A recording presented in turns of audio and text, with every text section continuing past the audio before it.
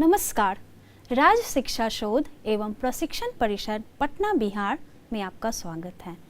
आज मैं आप लोग को वर्ग 8 के लिए सामाजिक विज्ञान के अंतर्गत आने वाले सब्जेक्ट भूगोल यानी हमारी दुनिया भाग 3 को पढ़ाने वाली हूँ। तो पिछले क्लास में हम लोग पाठ 1 यानी संसाधन के बारे में जाना था। आपको थोड़ा बहुत तो ज़रूर ही याद होगा कि आखिर ये संसाधन है क्या। आपने थोड़ा तो पढ़ाई किया होगा ना। मैंने तो बीच बीच में कई बार बोला था ना कि आप जो भी मैं पढ़ा रही हूँ उसे अपनी कॉपी में लिखो। तो कॉपी क्या है, आपकी आवश्यकताओं की पूर्ति कर रहा है ना, कर रहा है या नहीं। तो वो क्या है, हमारे लिए संसाधन है। उस कॉपी में आप किस चीज़ से लिखते हो, कलम से लिखते हो। तो ये कलम भी क्या है, एक संसाधन है। इसके साथ साथ आप कहाँ रहते हो, घर में, तो घर भी क्या है, संसाधन है। तो इस प्रकार हमने देखा था वह सभी वस्तुएं जो हमारी आवश्यकताओं की पूर्ति करता है या कर सकता है वह संसाधन कहलाता है। जैसे अभी मैं पढ़ा रही हूँ तो आप कहाँ देख रहे हो इस वीडियो को, अपने फ़ोन में या टीवी में। तो इस वक्त वो फ़ोन और टीवी आपके लिए क्या है, एक संसाधन है। और वो फ़ोन या टीवी किस चीज़ से चल रहा है, बिजली से। तो बिजली भी क्या है, एक संसाधन है। भूख लगने पर हम क्या करते हैं, भोजन करते हैं। तो भोजन भी क्या है, एक संसाधन है। फिर मैंने आपको यह भी बतलाया था कि संसाधन में तकनीकी का प्रयोग कर उसे हम लोग और बेहतर बना रहे हैं।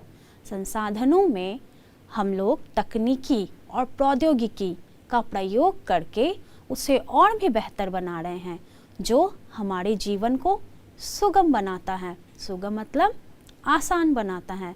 जैसे कि अभी के क्लास है ना। तो अब पहले आपको क्या करना होता था, विद्यालय में ही जाकर पढ़ाई करनी होती थी ना। या तो विद्यालय जाते थे या तो किसी मास्टर से घर पर पढ़ते थे। लेकिन अभी क्या है, अभी आप अच्छे से टीवी या मोबाइल की सहायता से भी पढ़ाई कर रहे हो। तो ये संसाधन में ही बदलाव है ना।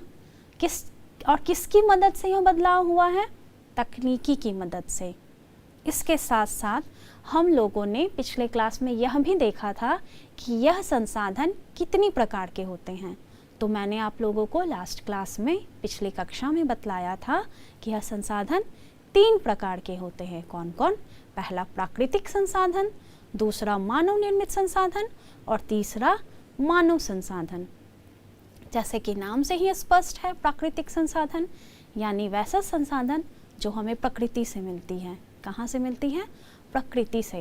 और प्रकृति किसके द्वारा बनाया गया है, भगवान के द्वारा बनाया गया है। तो प्राकृतिक संसाधन के अंदर कौन कौन से संसाधन आते हैं, वृक्ष, जल, वायु, भूमि, मृदा। इसी प्रकार मानव निर्मित संसाधन के बारे में मैंने आप लोगों को बताया था कि जब हम प्राकृतिक संसाधन में बदलाव करते हैं या उसके स्वरूप को बदलते हैं तो उसे मानव निर्मित संसाधन कहते हैं। इसका यह मतलब हुआ मानव के द्वारा बनाया गया संसाधन। और वह संसाधन किसके प्रयोग से बनाया जाता है, प्राकृतिक संसाधन के प्रयोग से बनाया जाता है। जैसे प्रकृति में मौजूद जो भी चीज़ें हैं उसे हम कच्चा माल के रूप में उपयोग करके फैक्ट्री बनाते हैं, भवन बनाते हैं, विद्यालय बनाते हैं। तो ये सभी क्या है, मानव निर्मित संसाधन है।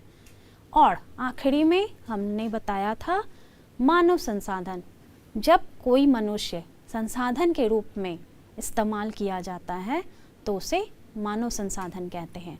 और यह मानव के पास क्या होता है, एक विशेष प्रकार की कार्य क्षमता होती है, स्किल होती है।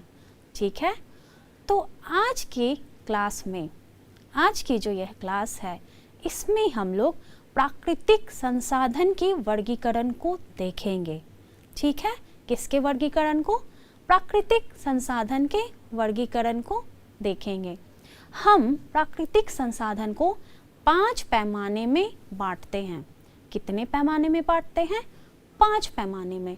जिसमें पहला है विकास एवं उपयोग के आधार पर, दूसरा है उत्पत्ति यानी वो कैसे मिला है, उत्पत्ति के आधार पर, दूसरा क्या है, उत्पत्ति के आधार पर, तीसरा उपलब्धता के आधार पर, चौथा वितरण के आधार पर, और पांचवा और आखिरी है हमारा स्वामित्व के आधार पर।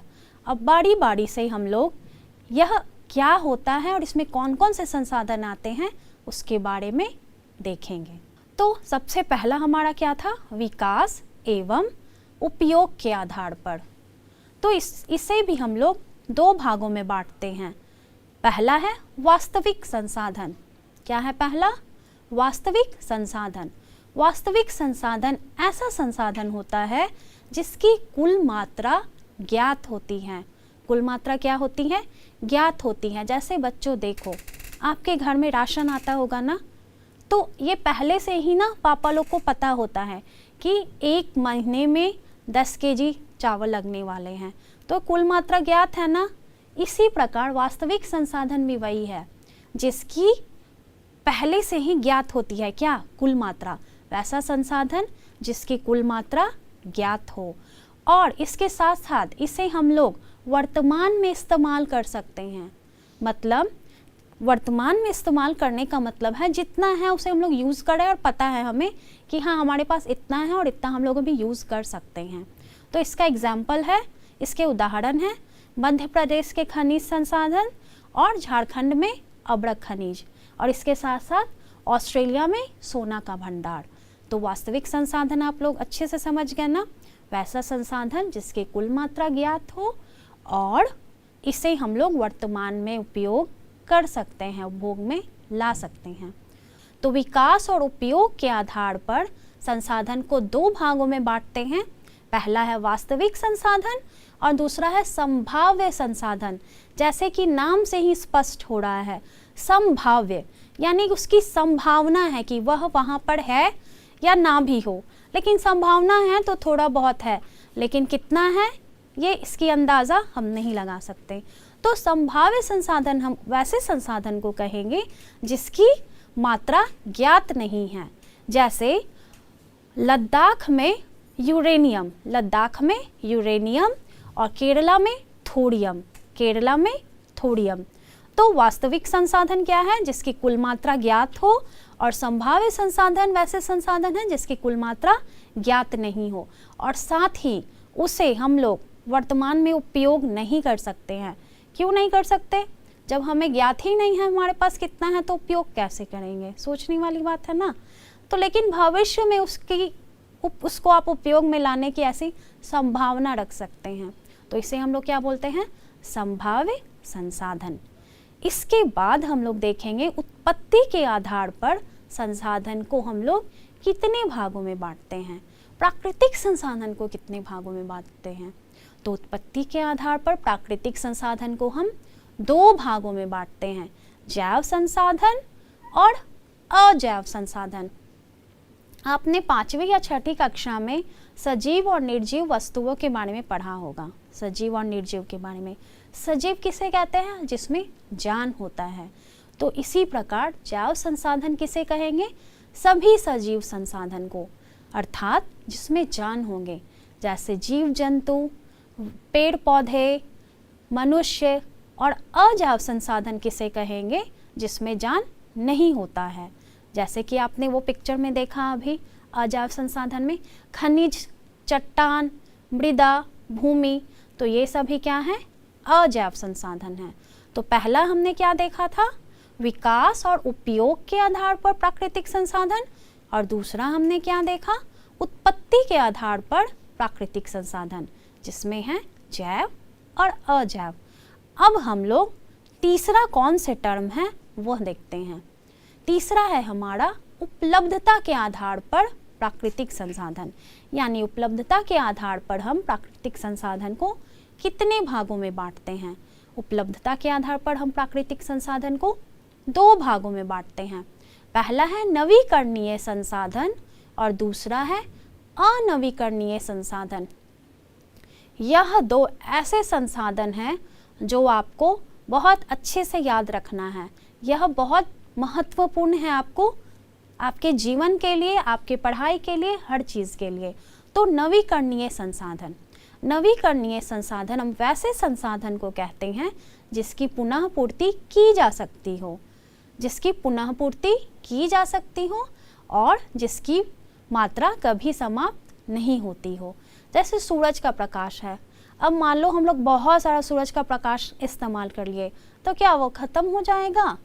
कभी ख़त्म होगा नहीं। तो इसीलिए उसे हम लोग क्या बोलते हैं? नवीकरणीय संसाधन। इसके साथ साथ हवा, हवा भी क्या, हवा को हम लोग इस्तेमाल करेंगे तो क्या वह ख़त्म हो जाएगा? नहीं। तो इसे हम लोग बोलते हैं नवीकरणीय संसाधन। और दूसरा है अनवीकरणीय संसाधन।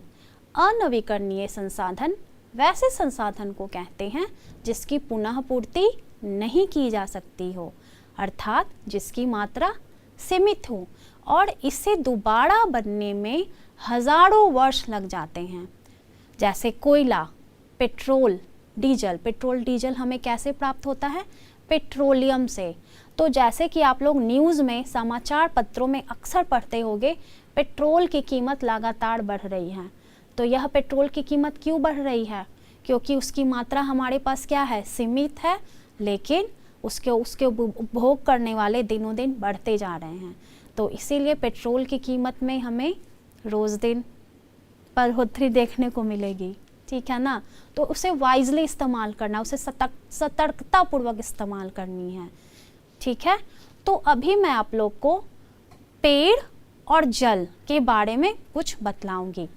पहले जो जल यानी कि पानी और पेड़ पौधे हमारे नवीकरणीय संसाधन के अंतर्गत आते हैं, लेकिन मनुष्य की लापरवाही के कारण आज हम लोग जल संकट में पड़ चुके हैं। और इसके साथ साथ पेड़ों की कटाई क्यों की जा रही है?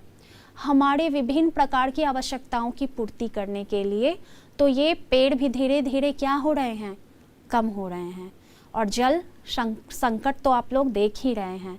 अभी आपने सुना होगा कर्नाटका जैसे राज्य में के लोग जल संकट से जूझ रहे हैं, ठीक है। तो अब इसके साथ हम लोग 3 देख लिए ना, अब हम लोग चौथा देखेंगे कि कौन सा ऐसा पैमाना है जिस पर हम प्राकृतिक संसाधन को बांटते हैं। यह है वितरण के आधार पर प्राकृतिक संसाधन। किसके आधार पर? वितरण के आधार पर। सर्वत्र उपलब्ध संसाधन और स्थानिक उपलब्ध संसाधन। सर्वत्र उपलब्ध का यह मतलब सर्वत्र यानी सभी जगह। जैसे वायु, पवन मतलब हवा, यह क्या है? सभी जगह है ना। मिट्टी भी सभी जगह पाए जाते हैं। सूर्य का प्रकाश ज़्यादातर सभी जगह पाए जाते हैं, लेकिन जो हमारे ध्रुवीय प्रदेश हैं वहाँ पर वो कम मिलते हैं हमें। तो सर्वत्र उपलब्ध संसाधन क्या होता है, ये आपको अच्छे से समझ में आ गया होगा। और दूसरा है स्थानिक उपलब्ध संसाधन, जो किसी निश्चित स्थान पर मिलते होंगे। जैसे मान लो बच्चों, अभी मैं यहाँ पटना में हूँ, तो पटना में अगर खुदाई करेंगे तो क्या मुझे कोयला मिलेगा? सोचो। या जहाँ अभी आप हो, जिस जगह से भी आप हमारी इस वीडियो को देख रहे हो, वहाँ खुदाई करोगे तो क्या कुछ खनिज मिलेंगे? नहीं। तो वो एकदम एग्जैक्ट उसी प्लेस पर मिलते हैं जहाँ पर वो पाए जाते हैं। जैसे छोटा नागपुर पठार में कोयला, ठीक है। और जहाँ पर भी जो भी खनिज पाए जाते हैं वो वहीं मिलेंगे। जैसे आप कहीं भी कुछ भी आप नहीं सोच सकते हो कि हाँ खुदाई की और मिल गया। हमें क्या मिल सकता है? जो सर्वत्र उपलब्ध संसाधन है वही मिल सकते हैं, लेकिन जो स्थानिक वाले हैं वो उसी प्लेस पर मिलेंगे जहाँ पर वो पाए जाते हैं। और आखिरी है हमारा स्वामित्व के आधार पर संसाधन। किसके आधार पर? स्वामित्व के आधार पर। इस आधार पर हम प्राकृतिक संसाधन को 3 भागों में विभक्त करते हैं। पहला है निजी यानी पर्सनल, मेरे खुद का। बहुत बार आप लोग गांव में देखते होंगे कि उनकी खुद की तालाब होती हैं, कुआं होते हैं। तो ऐसे इस कंडीशन वाले जो संसाधन है उसको हम लोग निजी संसाधन कहते हैं। राष्ट्रीय, जैसे हमारे देश का अपना, तो उसे हम लोग राष्ट्रीय संसाधन कहेंगे। और अंतर्राष्ट्रीय, जो किसी दूसरे देश का होगा। जैसे समुद्र तल से 200 मील की दूरी तक के बाद वाले जो भी समुद्रीय जल है वह अंतर्राष्ट्रीय प्राकृतिक संसाधन कहलाते हैं। तो हमने आज यह देखा कि प्राकृतिक संसाधन को हम लोग 5 तरीकों से बांटते हैं। पहला था विकास एवं उपयोग के आधार पर, जिस पर हम लोग 2 पार्ट देखे, वास्तविक और संभावित। दूसरा था उत्पत्ति के आधार पर, जिस पर अगेन हमने 2 देखा, जैव और अजैव। तीसरा था उपलब्धता के आधार पर, जिसमें अगेन हमने 2 देखा, नवीकरणीय और अनवीकरणीय। और वितरण के आधार पर क्या देखा हमने, 2 प्रकार, पहला था सर्वत्र उपलब्ध और दूसरा था स्थानिक उपलब्ध। सर्वत्र यानी जो सभी जगह मौजूद हो, और दूसरा था स्थानिक यानी जो कि निश्चित जगह पर मौजूद होंगे। और आखिरी हमने देखा था स्वामित्व के आधार पर, जिसमें हम लोग 3 पार्ट देखे थे, पहला निजी, दूसरा राष्ट्रीय और तीसरा अंतर्राष्ट्रीय। तो यहाँ तक आप लोगों को कुछ समझने में परेशानी नहीं हुई होगी। तो अब हम लोग आगे की क्लास में यह देखेंगे कि संसाधन संरक्षण होता क्या है, संरक्षण का मतलब क्या है। सबसे पहले हम यह जानेंगे संरक्षण मतलब होता क्या है। संरक्षण मतलब संरक्षित करना, संभाल कर रखना। अगर मान लो आपको जन्मदिन में एक उपहार मिला है, वीडियो गेम, और आप उसे दिन रात चला रहे हो, तो क्या होगा, वो या तो उसकी बैटरी ख़त्म हो जाएगी और नहीं तो वह खराब हो जाएगा। इसी प्रकार जो प्राकृतिक संसाधन है उसे हम लोग लगातार उपयोग कर रहे हैं और संभाल कर नहीं रख रहे हैं, तो क्या होगा, सोचो। जो भी हो रहा है, क्या हो रहा है, प्रकृति में असंतुलन। तो सबसे पहले मैं एक छोटा सा किस्सा सुनाने वाली हूँ। मैं जिस विद्यालय में पढ़ाती हूँ वहाँ पर एक दिन क्या हुआ, एक बच्ची बहुत उदास बैठी हुई थी। तो मैंने उससे पूछा, क्या हुआ, तुम आज इतनी उदास क्यों हो। तो बहुत पूछने के बाद वह बताई कि मैम, रात को मैंने एक सपना देखा था, और उस सपने में मैंने क्या देखा कि पृथ्वी से, यानी जहाँ मैं रहती हूँ वहाँ से सारे पेड़ काट दिए गए हैं, वहाँ एक भी पेड़ नहीं है, और जितने भी जलाशय हैं, जितने भी नल हैं, वह सूख गए हैं। इट मीन्स, मतलब इसका यह मतलब हुआ उसमें पानी नहीं आ रहे हैं। और इसके साथ साथ सभी लोग भूख से बिलख रहे हैं, उन्हें कहीं भी छाया नहीं मिल रहा है, और जीव जंतु भी भूखे प्यासे धीरे धीरे मर रहे हैं। तो वो बच्ची मेरे से आकर पूछी कि मैम, मुझे यह ऐसा सपना क्यों आया। तो मैं बोली, अगर हम संसाधनों को संरक्षित नहीं करेंगे तो भावी पीढ़ी को ऐसा समय देखने को मिल सकता है। तो बच्चों, आज हम लोग देखेंगे संसाधन संरक्षण होता क्या है। प्राकृतिक संसाधन के बिना हम अपने जीवन की कल्पना नहीं कर सकते हैं।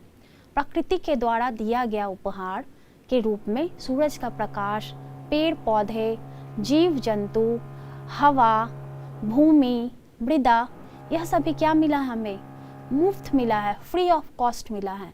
लेकिन फिर भी हम लोग इसकी इज्जत नहीं करते हैं। इसलिए हमें आवश्यक है कि हम इसे संरक्षित करें, हम इसे उतना ही प्रयोग करें जितना हमारी ज़रूरत हो। जैसे आप देख रहे होंगे, मनुष्य अपनी विभिन्न प्रकार की आवश्यकताओं की पूर्ति के लिए पेड़ों की कटाई कर रहे हैं। पेड़ों की कटाई करने से क्या हो रहा है कि हमारी धरती से पेड़ धीरे धीरे खत्म हो रहे हैं, और पेड़ की अंधाधुंध कटाई की जा रही है, लेकिन लोग पेड़ लगा नहीं रहे हैं। तो बच्चों, मैं आप लोगों से यह एक वादा लेती हूँ कि आप अपने प्रत्येक जन्मदिन पर एक पेड़ अवश्य लगाएं, और इसके साथ साथ आपके परिवार में मौजूद जितने भी सदस्य हैं, जितने भी लोग रहते हैं, उन्हें भी पेड़ लगाने के लिए प्रोत्साहित करें। और इसके साथ साथ एक आगे हम लोग देखेंगे कि हम लोग संसाधन को कैसे संरक्षित कर सकते हैं। तो इसमें एक आता है 3R। क्या आता है बच्चों? 3R, जिसका मतलब है रिड्यूस, रीयूज और रिसाइकल। यानी जो भी आवश्यकताओं की पूर्ति करने के लिए हम लोग उपयोग में ला रहे हैं, किस चीज़ का? प्राकृतिक संसाधन का, उसे कम करेंगे। जैसे आपको कुछ लिखना है और आप लोग क्या करते हो, गंदा लिखते हो, पेपर फेंकते हो, फिर दूसरा लिखते हो। तो यह सब भी क्या है ना, यह सब भी क्या कर रहा है, हमारे संसाधन को नुकसान पहुंचा रहा है। क्यों? क्योंकि वह जो पेपर है वो कहाँ से मिल रहा है? वृक्ष से मिल रहा है। जितना ज़्यादा पेपर को वेस्ट करोगे, बर्बाद करोगे, उतना ज़्यादा फिर से पेड़ काटने पड़ेंगे। तो क्या करना है, अपने उपयोग को कम करना है, जो भी आप इस्तेमाल करते हो उसको कम करना है। इसके साथ साथ रीयूज़ करना है। जैसे बोतल में आप लोग प्लास्टिक की जो बोतलें होती हैं, पानी पिए, उस बोतल को आप फिर से इस्तेमाल कर सकते हो किसी काम में, तो उसे क्या करना है, रीयूज़ करनी है, ठीक है।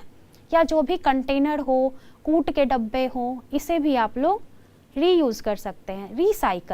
रिसाइकल का यह मतलब हुआ जो भी कूड़ा कचरा है उसे फिर से उपयोग में लाना, यानी उसे अच्छे से उसका निपटारा करना, ताकि जो विघटित होने वाले और अविघटित होने वाले हैं दोनों अलग अलग तरीके से रखे जाएं। जैसे आपने जो भी कचरा वाले वो 2 तरीके के डब्बे रखते हैं, या आपने अपने विद्यालय में देखा होगा 2 तरीके के कचरे के डब्बे रखे गए होंगे। एक हरा, जो जैसे जिसमें हम लोग सब्जी के छिलके हो गए, कागज हो गए डालते हैं, और एक नीला जिसमें हम लोग जो अविघटित होते हैं, अब घटित नहीं होते हैं जल्दी, जैसे कांच के टुकड़े हो गए, प्लास्टिक हो गए, वैसे कचरे डालते हैं, ठीक है बच्चों। तो 3R के बारे में आपने अभी जाना ना, 3R क्या होता है, रिड्यूस, रीयूज और रिसाइकल। अब हम लोग आगे देखेंगे कि हम लोग अपने संसाधन को कैसे संरक्षित कर सकते हैं। तो एक होता है सतत पोषणीय विकास। सतत पोषणीय विकास क्या होता है, जब हम लोग संसाधन का उपयोग अपनी आवश्यकताओं के बारे में सोच कर करते हैं और इसके साथ साथ वर्तमान पीढ़ी की आवश्यकताओं को भी ध्यान में रखते हैं। ऐसा नहीं करते हैं कि सिर्फ अपना यूज़ हो गया, नहीं, इसके साथ साथ जो भी आसपास के लोग हैं, जो भी आपके परिवार में लोग हैं, जो भी आपके समुदाय में लोग हैं, जो भी आपके देश के लोग हैं, उनके बारे में भी सोचा जाता है। ना ही वर्तमान पीढ़ी के बारे में, साथ ही भावी पीढ़ी की आवश्यकताओं के बारे में भी सोचकर अपने संसाधन का प्रयोग करना। तो इससे हम लोग क्या बोलते हैं, सतत पोषणीय विकास। संसाधन को भविष्य के लिए संरक्षित करना, जितना ज़रूरत हो उतना ही इस्तेमाल करो, जितना हो सके कम से कम इस्तेमाल करेंगे, और या फिर संसाधन का विवेकपूर्ण इस्तेमाल करेंगे। संसाधनों का लापरवाही से इस्तेमाल नहीं करेंगे, जैसे कि अभी हो रहा है। क्या हो रहा है, संसाधनों का लापरवाही पूर्वक, अविवेक पूर्वक इस्तेमाल करना। जैसे कि अभी मैं आपको कुछ बताती हूँ जिससे आप संसाधन को संरक्षित कर सकते हैं। जैसे आप देख रहे होंगे कि एक बच्ची है, वो क्या लेकर जा रही है, कुछ प्लास्टिक की बोतलें। उस प्लास्टिक की बोतलें को वो क्या की है, रीयूज़ की है। उसे अच्छे से उसने पेंट किया है, बहुत अच्छे से सजाया है, और उसमें क्या लगाया है, पौधे लगाए हैं। तो पौधे लगाना और रिसाइकल, रीयूज़ करना, ये भी वो की है ना। इसके साथ साथ कई बार ऐसा देखा जाता है, या हम लोग खुद ही या अपने घर में देखते हैं कि सूर्य का प्रकाश प्रॉपर आ रहा है आपके घर में, पूरे अच्छे से आ रहा है, फिर भी हम लोग लाइट जला बैठे हैं। तो ऐसे कंडीशन में, ऐसी स्थिति में आपको क्या करना चाहिए, उस लाइट को बंद कर देनी चाहिए। क्या करनी चाहिए, बंद कर देनी चाहिए। तो ये छोटे छोटे ऐसे कदम हैं जिसके द्वारा आप अपने संसाधन को संरक्षित कर सकते हैं, ठीक है। अब मान लो अभी ऐसा होता है कि जितने भी बच्चे हैं वह ब्रश करने के दौरान क्या करते हैं, नल खुला रखते हैं। क्या तुम लोग भी ऐसा करते हो? आशा करती हूँ कि तुम लोग ऐसा नहीं करते होगे। तो उस स्थिति में क्या करना है, जब आप ब्रश कर रहे हो तो मग में पानी लेंगे। क्या करेंगे, मग में पानी लेंगे और ब्रश करेंगे, ठीक है। इसके साथ साथ झरना का इस्तेमाल नहीं करना है। जो हमारे बाथरूम में झरना लगा होता है उसका इस्तेमाल नहीं करना है। बाल्टी में पानी भरनी है और मग से नहाना है। तो अभी आप एक और चित्र में देख रहे हो, एक बच्चा है, वह क्या कर रहा है, लाइट को ऑफ कर रहा है। एक बच्ची है जो नल, बेवजह नल खुला हुआ है और उस नल को बंद करके क्या कर रही है, वो जल की बर्बादी को रोक रही है। एक और बच्ची है जो पुराने कपड़ों से क्या बना रही है, अपने लिए एक थैला बना रही है। तो हमें क्या करना है, देखो कपड़े को क्या की है, फिर से इस्तेमाल कर रही है। वो प्लास्टिक का थैला तो नहीं इस्तेमाल कर रही है। तो ये क्या कर रही है, वो संसाधन को संरक्षित करने में अपना साथ दे रही है। इसके साथ साथ एक बच्चा है जो बांस की बनी टोकरियाँ बना रहा है। जो भी बांस क्या है, बस ऐसे ही मिल ही जाता है हमें। मतलब क्या है, उसे हम लोग रीयूज़ कर रहे हैं, यानी फिर से इस्तेमाल कर रहे हैं। ठीक है, तो और भी ऐसे कौन से कदम हैं जो हम लोग उठाकर हमारे संसाधन को संरक्षित कर सकते हैं। तो बच्चों, आप अपने घर से विद्यालय किसी ना किसी यातायात के साधन का इस्तेमाल करके जाते होंगे, तो आप अपनी तरफ से यह सुनिश्चित करिएगा कि अगर आपका विद्यालय ज़्यादा दूरी पर नहीं है तो यातायात के साधन का उपयोग नहीं करेंगे। क्या करेंगे? पैदल जाएंगे।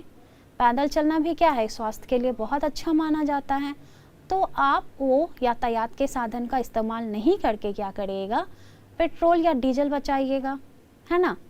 या फिर मान लीजिए आप लोग को 4-5 लोग को एक साथ कहीं जाना है, तो आप लोग जो भी सार्वजनिक गाड़ी के बदले जो सरकारी बस है इसका इस्तेमाल कर सकते हैं, या रोड पर चलने वाले यातायात के जो भी साधन हैं उसका इस्तेमाल करेंगे। और उसके बदले हम लोग अभी देख रहे होंगे सीएनजी से चलने वाले यातायात के साधन प्रचलित हो गए हैं। तो जो भी पेट्रोल के बदले या पेट्रोल और डीजल के बदले जो भी गाड़ियां ऐसी हैं जो सीएनजी से चल रही हैं, आप उसे चुनिए। किसके बदले? पेट्रोल डीजल से चलने वाले यातायात के साधन के बदले आप किसे चुनना है? सीएनजी से चलने वाले यातायात के साधन। या बहुत बार आप लोग देखते होंगे, ऐसा आप लोग भी अनुभव करते होंगे कि जब आप विद्यालय से आते हैं तो आपके बोतल में पानी बचता होगा, तो वह पानी को आप क्या करते होगे? रोड पर गिराते हुए घर आ जाते होगे, है ना। नहीं, तो उस पानी को क्या करना है, आप किसी पौधे में डालेंगे। क्या करेंगे? किसी पौधे में डालेंगे, तो वह पानी भी क्या होगा, इस तरीके से भी आप क्या कर रहे हो, पानी को बचा रहे हो। और इसके साथ साथ आप अपने गांव में या आप जहां रहते हो अपने मोहल्लों में लोगों को जागरूक करोगे। किस लिए जागरूक करोगे? कि वह कैसे प्राकृतिक संसाधन को बचा सकेंगे, कैसे संरक्षित कर सकेंगे।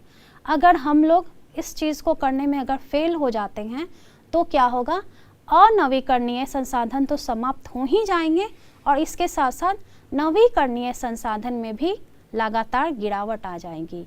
तो बच्चों, हम लोग प्रति वर्ष 28 जुलाई को विश्व प्रकृति संसाधन संरक्षण दिवस मनाते हैं। तो आप इस दिवस को मनाइए। कहाँ मना सकते हैं आप? अपने विद्यालय में मना सकते हैं, अपने मोहल्ले में मना सकते हैं, अपने कस्बे में मना सकते हैं, या अपने गांव में मना सकते हैं। और लोगों को विभिन्न तरीके बताइए, जो भी तरीके अभी आप सीखें। किस चीज़ के लिए? प्राकृतिक संसाधन को संरक्षित करने के लिए, क्योंकि यह हमारे ही लिए ही नहीं, यह पूरे विश्व के कल्याण के लिए बहुत ही आवश्यक है।